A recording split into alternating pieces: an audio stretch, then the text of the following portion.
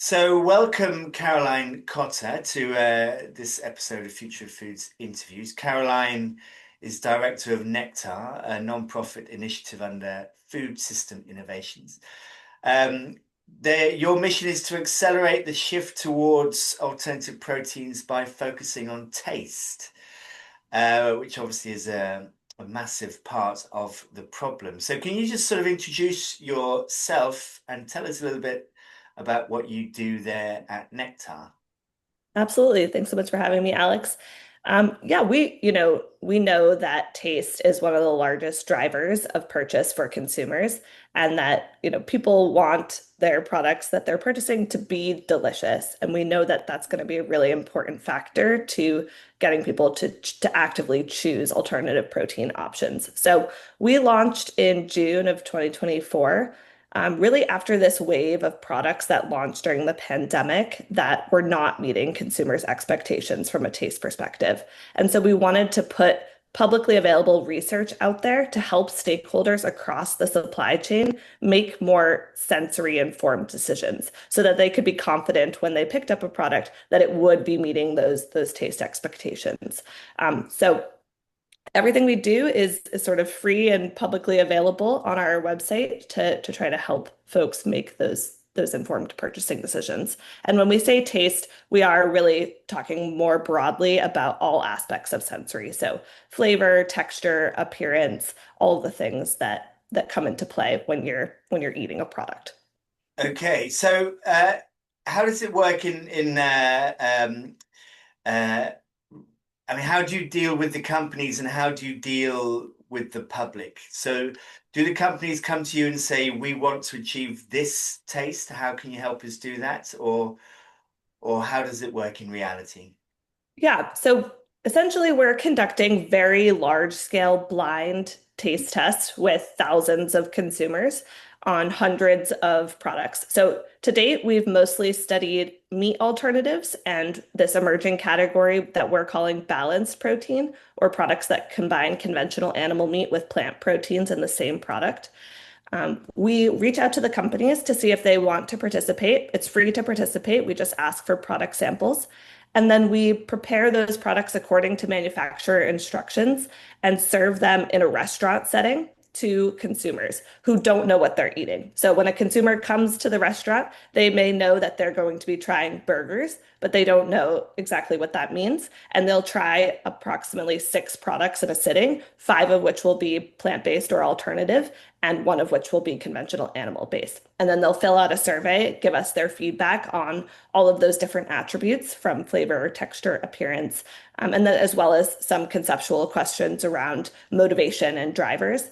And then we consolidate all of that data and share it back with the brands. Because the goal here is really to help them close those gaps between the alternative protein and the conventional animal products. So if we identify a gap, we want to not only show that to them, but then also help provide them with the resources on how to fix it or improve upon it.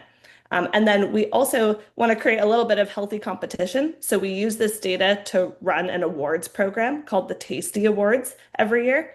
So we set a threshold for what we consider top performance.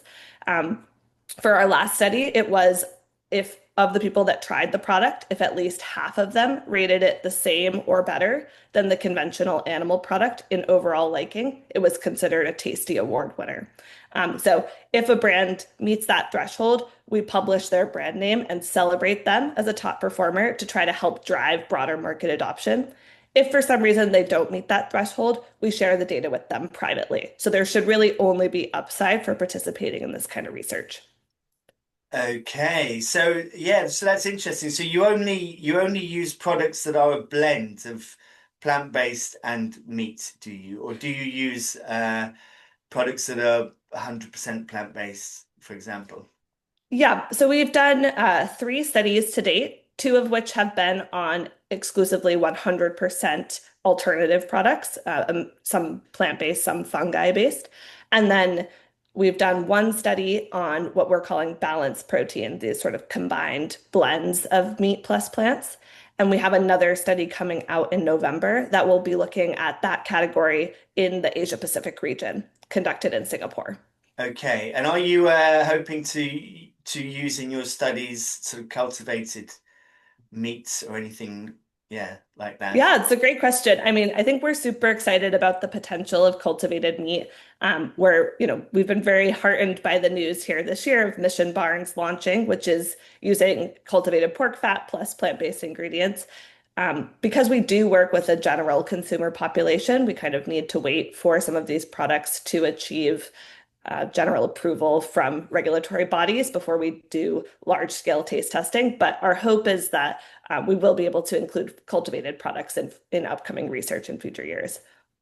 Okay, so has the response been generally quite positive? I mean, do you have, uh, I mean, I'm sure you can share statistics with me. I mean, how many, what proportion of people think that the plant-based products are as good as the meat equivalent? Yes. So at Nectar, we believe in sort of radical transparency and sharing. So we share the good, the bad, and the ugly. In our most recent report, Taste of the Industry 2025, we tested 122 plant-based meat alternatives across 14 categories. And of those 122, we had 20 products that met that threshold for top performance that I was mentioning. So, there's still some room for improvement for the majority of plant-based products, but we do have some products that are starting to stand out and are approaching taste parity with their animal counterparts. I will say that those were not evenly distributed across those categories. So we do see categories like burgers or unbreaded chicken breast or chicken nuggets that are really quite farther along than some more difficult categories like bacon or whole cut steak, where the technology needs to evolve quite a bit further before it'll be meeting those expectations for consumers. Okay, so which product would you say was kind of favored above all other ones? So we don't rank them in terms of the exact favorite, but I will say so for burgers and for unbreaded chicken breast, we had five winners in each of those categories. And those winners were each using a range of different ingredient inputs. So some were mycelium, some were soy-based, some were pea-based, which really shows us that, with significant investment in research and development, you can achieve taste, get close to taste parity, regardless of where your starting point is from an ingredient perspective. And I think that's super exciting. Out of the 20 products that were winners in total, six of those products came from Impossible Foods. So we do see that there is something there about what they're doing that's sort of meeting that mainstream consumer expectation, at least from a taste perspective. Health, is something that we have asked about as well in terms of looking at the nutrition facts panel and the ingredient list and asking consumers which aspects of those two things are driving their liking or driving their purchase intent for those products. And that definitely plays a role. But from a pure blind taste perspective, we do see Impossible is kind of standing out amongst that crowd. Okay, who are the other brands in that 20? Are you allowed to say? Yeah, so we published those 20. So there was we did test 43 European products in this test as well, and there were some really great standout brands from that. So the Vegetarian Butcher being one of them. They had a unbreaded and a breaded chicken breast that tested quite well. Vivera had a chicken breast that tested well. The uh, Guerra Foods from Spain, their burger product tested quite well with consumers, and then an Israeli company called Redefine Meat, which has Mhm. recently launched in the U.S. Their burger product also was quite standout. I was going to ask about Redefine because I interviewed the guy from Redefine a few months back, and I had some of the products to taste, and I was very impressed generally by them, by the by the burgers, and they had sausages and they had pulled pork and various other things, and I was very impressed by that. Yeah, pulled pork, like I said, there was definitely a few categories where we saw that it's just very hard to compete, especially texturally. So things like bacon, steak, pulled pork, it's quite hard to compete with the animal product from a textural perspective. Where we saw standout products, they were sort of leading a lot on flavor, and that's where Redefined Meat and their burger, for instance, were real standouts. And Redefine, they also use 3D technology, don't they, to make their products for kind of texture and whatnot. Yeah, have heard that they're using some 3D printing technology, and we're excited to see that scale because that's another big thing here too. Is I think Nectar is really focused on the taste aspect, but another thing that's going to be essential for adoption of alternative products is cost reduction, and so we want to include that as well. And when we're looking at all the products we choose to test, that we're selecting a range of products that cost different amounts. Okay. And the people who are testing these products, where do you draw them from? What kind of categories are they? Yeah, we're looking for a reflection of the general omnivore population. So, in order to participate in a nectar study, you do have to be an omnivore or a flexitarian. So, you have to eat that category of animal product with regularity. So, if you want to try burgers, you have to eat animal burgers every 1 to 2 months. But generally, we're looking for a diverse population across gender, age, economic diversity, educational background, and ethnicity. To date, we've conducted these studies in San Francisco, Chicago, and New York in the US. And then we, as I mentioned, are releasing our first report that's been conducted in Singapore. We're hoping to do a European study in 2026 that will look at different cities across Europe and how cultural relevance affects taste and perspective there. But yeah, generally we are looking for a broad swath of consumers. Okay, so you say omnivores, and I suppose this is quite a range because it could go from people who eat meat every single day to people who eat meat just once a month or something, can't it? Yeah, we do ask them how regularly they eat meat and sort of bucket them into flexitarian, which is sort of those people who eat meat sparingly versus the omnivores who we would say eat meat regularly. And we can see, which products are resonating with those two different populations a little bit more. So actually, some of the alternative products do resonate more with flexitarians who might, be more open to incorporating or are already incorporating plant-based products into their diet with regularity. But it is, yeah, we want to make sure that we're testing with folks who are eating meat with some consistency so that we can try to get them to transition versus the folks that are, more vegan or vegetarian and already bought on. Hmm. So clearly, companies who are sending their products to you for testing, they're quite confident that they have achieved the kind of tastes that they are aiming to achieve. But you said that you give feedback to kind of help them achieve that. So what's the response been when you've gone back and you've said to people, your product isn't up to scratch? Yeah, I think it's all in how you deliver that message, right? Nobody loves to hear negative feedback, but I think we're trying really hard to position it as opportunities. So we see that the top performing products actually capture a much more significant market share than the bottom performing products from a sensory perspective. So they're really leaving money on the table if their product is not meeting these taste expectations. So we show it to them from that perspective. Like you could be, getting 10 times greater market share, and the products that are top performing in this test are at that level.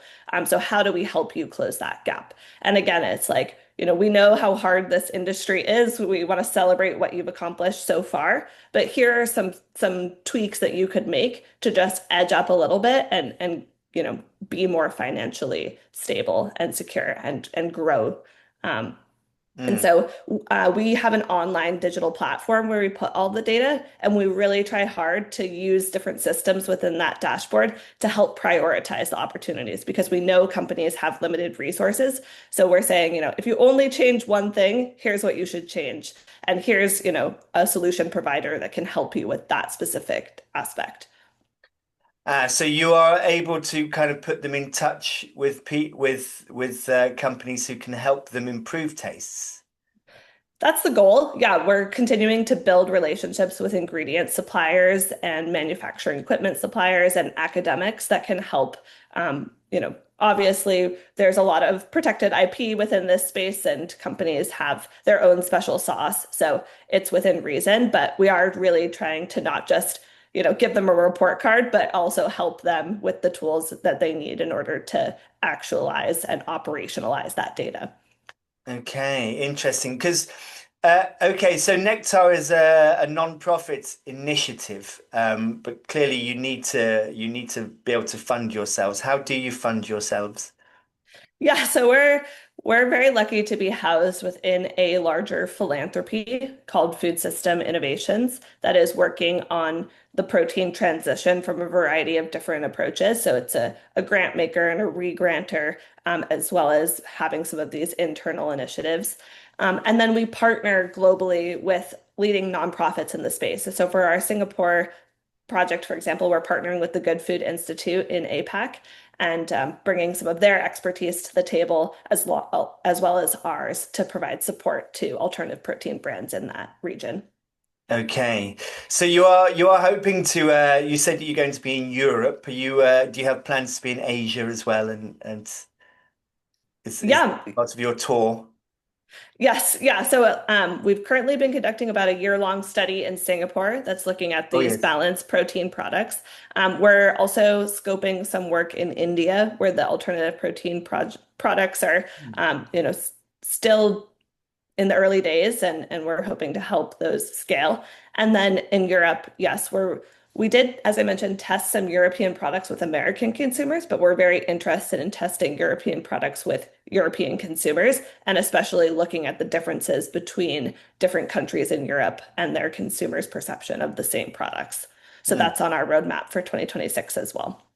okay, so have you found that companies have been quite happy to be involved with your project, or has there been any reluctance?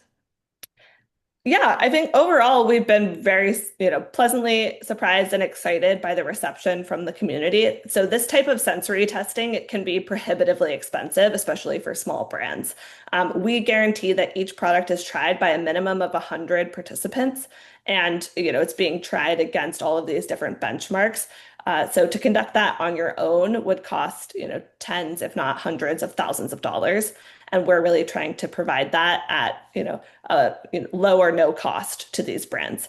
So that's one huge benefit of participating. And then the second is, as I mentioned, there really should be no downside for participating. So if your product doesn't test well, we never mention your brand name anywhere. If it does test well, there's a ton of marketing upside. So our last report, we had more than 25 articles published in major outlets, including The Guardian.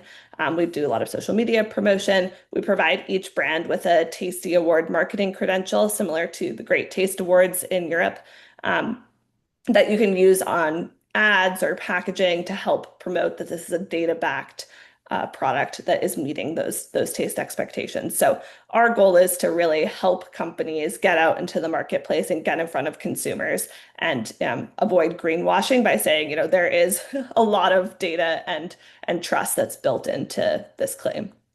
Okay. So, what have you found? What have you found that companies have struggled with most trying to recreate that meaty flavor, that Yeah. flavor to satisfy the consumers? Yeah, I mean, I think you just said it. Actually, flavor is really the top opportunity. So, plant-based products are described as savory 35% less often than their animal counterparts. And they're described as having a weird aftertaste or off flavor 5 to 6 times more often than the animal product. They're also described as being juicy 62% less than the animal product. So, I would say flavor is the top opportunity overall. Texture is the biggest opportunity for the leading plant-based products to catch up to the animal products and really close that gap. We Okay. are also conducting this year our first study on dairy alternatives. So, as I mentioned, to date, all of our research has been on meat alternatives, but we're currently testing 100 dairy alternatives across 10 categories. And I'm really interested to see what we find there, if flavor is also sort of what's rising to the top, or if it's more of a textural issue. Okay. And does that include precision fermentation products? It does, yeah. So we're testing categories like cheese, cream cheese, milk, ice cream, yogurt, sour cream, and we're testing a range of different production methods, including precision fermentation as one of them. Okay. Do you think do you think any of your products, your plant-based products, could ever be described as tasting better than meat? Yeah. So, you know, like I said, we believe in sort of radical transparency. So to date, we haven't had any 100% plant-based products that have exceeded the animal product in taste.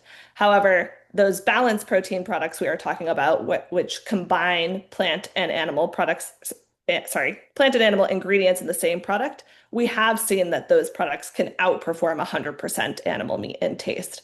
So, for example, we had a burger product from our last study that was, 50% beef, 50% shiitake mushroom, and it outperformed the 100% conventional animal meat in taste.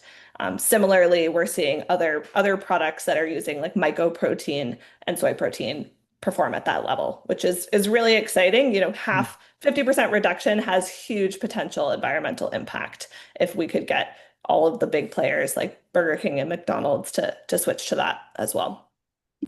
Yeah. So it's kind of 50-50 meat and mushroom, and that's scored better than the full meat product.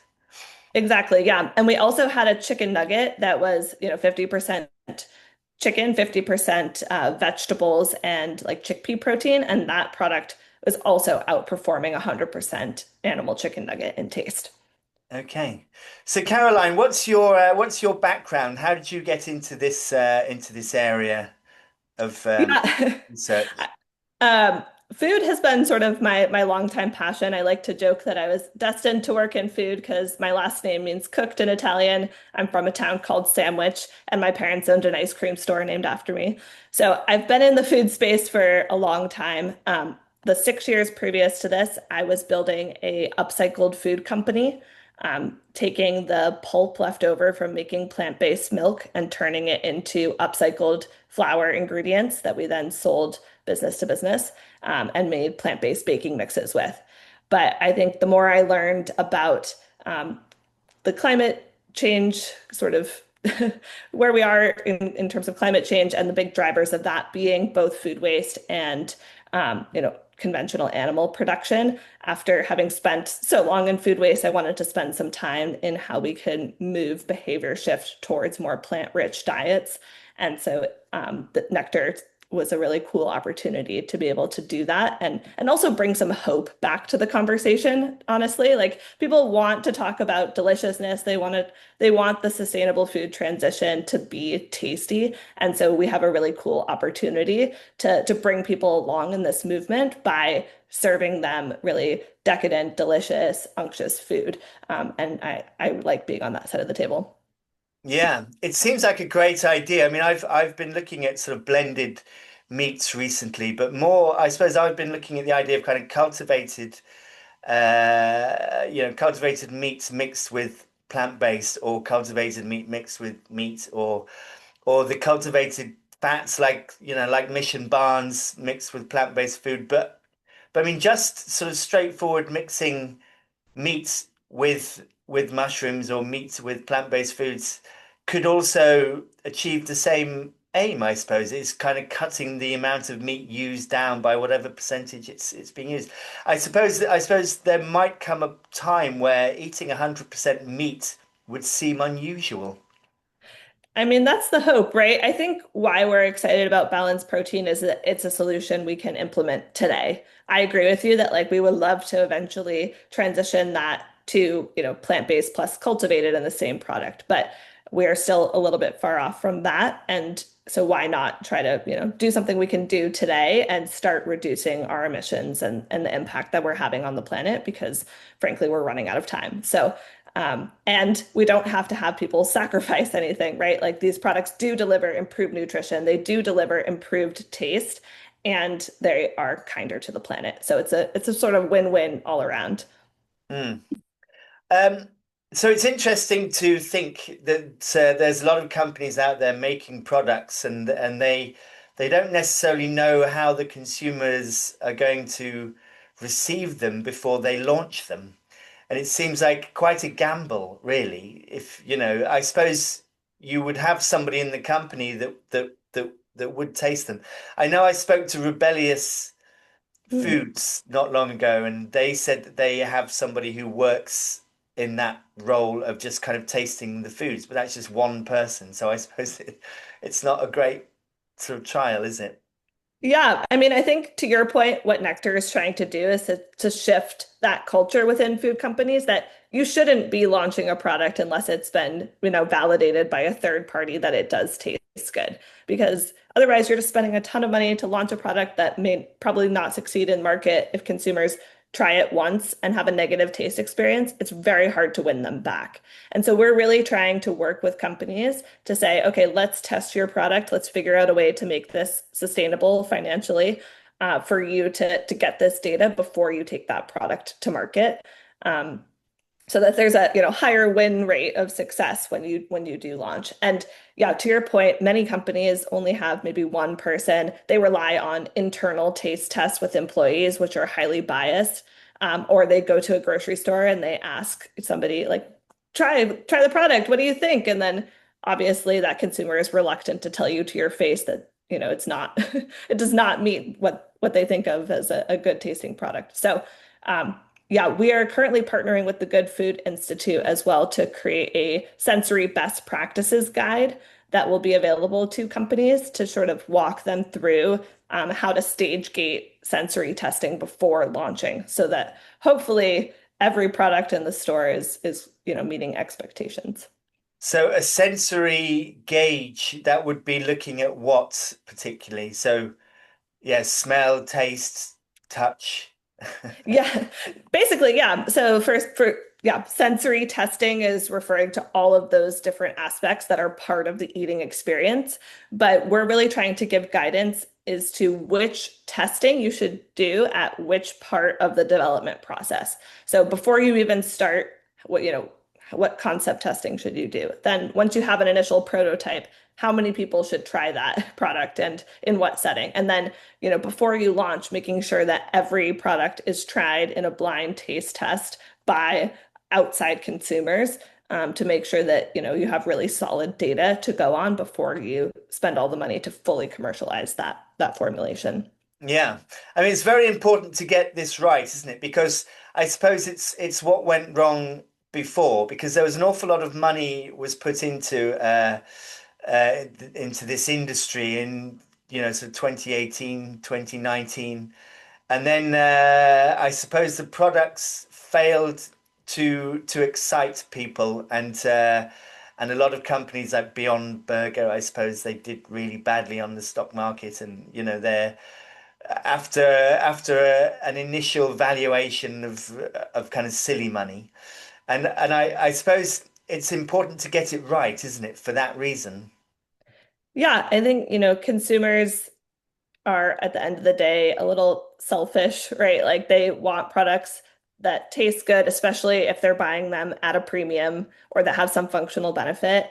And so they're not going to come running back if they buy your product and it was, two times as expensive as the chicken breast that they normally buy and then it didn't taste good and their kids didn't eat it, right? Like you have limited opportunities to win over that consumer at shelf. And so we want to make sure that that shot on goal when you get the opportunity is a win because you know that that product is going to be delicious. Hmm. So, how do you see this is quite a kind of philosophical question, I suppose, but how do you see consumer tastes and expectations evolving over the next 5 years or 10 years? Yeah, I mean, I think we have examples today of consumer evolution. Things like kombucha, right? Like people didn't know what kombucha was a decade ago, and now it's flying off the shelf, extremely popular. And when you first try it, it's vinegary and you don't really know what it is. Soda consumption has changed quite a bit with brands like Poppy and Olipop that are healthier versions, but taste a little bit different. So I do think that consumers can evolve. It's making sure that you're pulling them along the journey with products that that do taste delicious. And we know there's a big say-do gap between what consumers say they want and what they actually do. And we know that sustainability is not enough of a driver, unfortunately, for consumers to purchase on sustainability alone, which is why Nectar thinks that it's really important to double down on this taste aspect. And we've seen this play out in food service as well. So there's an organization in the US called Greener by Default that is trying to make plant-based options the default on menus in places like schools and hospitals. And they focus really exclusively on making the descriptions of those products delicious and the products delicious and just, the whole experience something craveable. And they've seen huge success in that, and they've been able to switch a lot of the food service purchasing towards plant-based options. I think we can do the same for retail with consumers. It's more just inviting them in and having a holistic experience that is fun and affordable and tasty so that they're excited to bring it home and share it with their family. It's not like, oh, we're having a barbecue and this is the, cardboard tasting burger Yeah. option that for the one vegetarian in the room. It's like everybody can be part of taking part in this, plant-based experience. Yeah, and I suppose it's partially these sort of cooking experience as well, isn't it? I found that with Redefine products that they actually cooked very well. They kind of sizzled when they cooked and they smelt like meat as they cooked. And it was, you could see that it was going to be nice even when you were cooking it. You kind of, you had high expectations.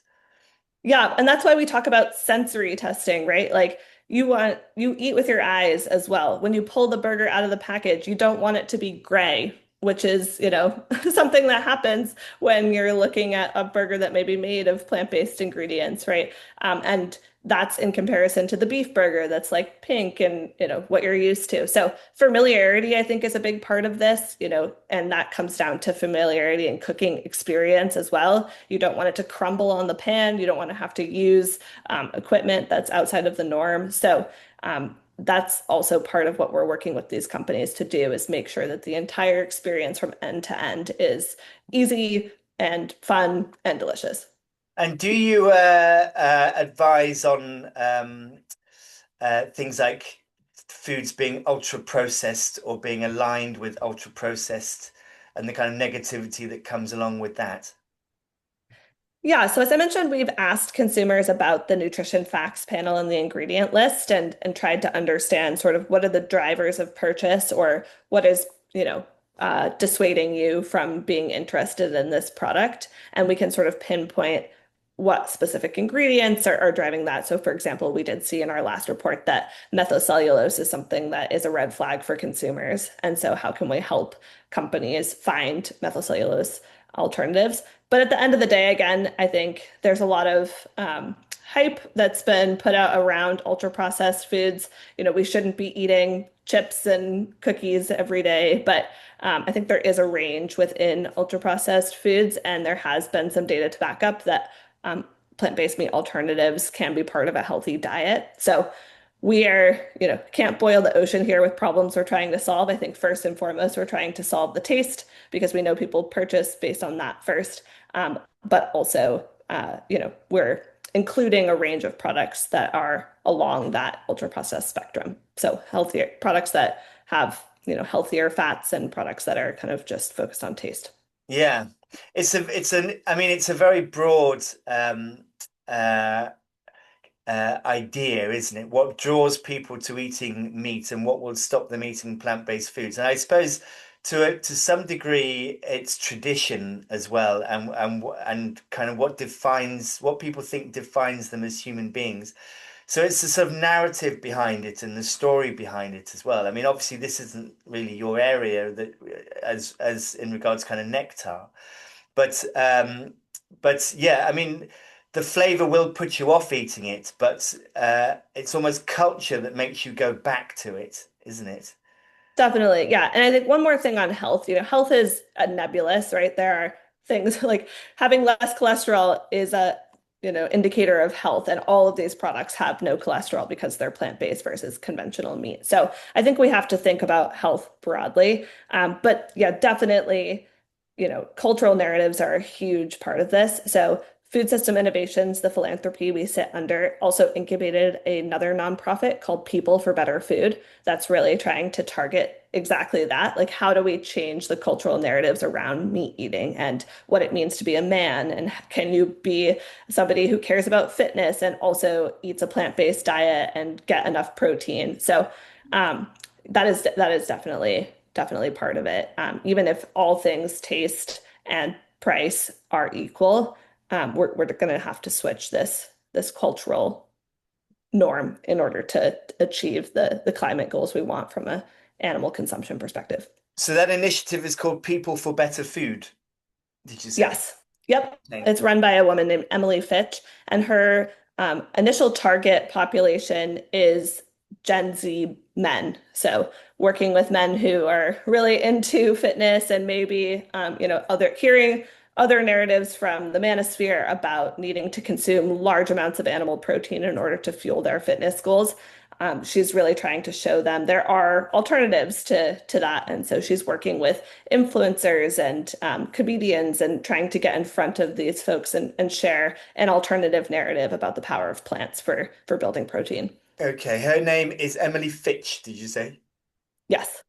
So there's a whole network of these initiatives that are I know there's and there's Madre Brava as well that's kind of working to help persuade supermarkets to stock their shelves of plant-based stuff. So there's all sorts of initiatives working in really specific kind of defined niche areas to try and impact the change, and you kind of fit in one of those areas. It's quite interesting, isn't it? I mean, is there like a broad kind of overview, kind of overlords of all of all of these kind of initiatives, other than probably the Good Food Institute?